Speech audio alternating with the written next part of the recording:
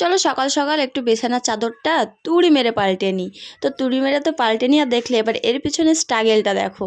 So hello everyone, সবাই কেমন আছো? আশা করি সবাই খুব ভালো আছো, আর আমিও ভালো আছি। কালকে ভাবলাম বিছানার চাদরটা পাল্টাবো, কিন্তু সেটা আর হয়নি, সেজন্য আজকেই আমি পাল্টে নিচ্ছি। আর এই বিছানার চাদরটা আমি নিয়েছি প্রায় 1 মাস হয়ে গেল, এখনও অবধি পাড়া হয়নি বিছানাতে। তো আজকে ভাবলাম যে নাই, নতুন বিছানার চাদরটাই পারি। চাদর পাততে পারতে চলো তোমাদেরকে কয়েকটা কথা বলি। যারা আমাকে জিজ্ঞাসা করছো তোমার বাড়ি কোথায়, তুমি কি করো, তাদেরকে তো আমি অবশ্যই বলবো আমার বাড়ি কোথায়, আমি কি করি। আমার বাড়ি নদিয়া ডিস্ট্রিক্ট। আর তোমাদের বাড়ি কোথায় অবশ্যই জানাবে। আর আমি এখন তেমন কিছুই করি না, বাড়িতেই থাকি। আর আমি ফ্রেশ হয়ে চলে এলাম খেতে। মা লুচি করেছিল, সিমই আলুর তরকারি আর এটা বিট ভাজা। সেটা গতকালকে রাত্রে করেছিল, খেয়েছিলাম। আর আমার খুব ভালো লাগে পরের দিনও খেতে, জানি এটা অনেক ক্ষতি, কিন্তু তারপরেও আমার প্রচণ্ড ভালো লাগে, তাই আমি কয়েকটা রাখি যেন আমি পরের দিন খেতে পারি সকালে। তো আজকে আর সিমইটাও তাই আমার পরের দিন খেতেই বেশি ভালো লাগে, গরম মানে গরমের থেকে।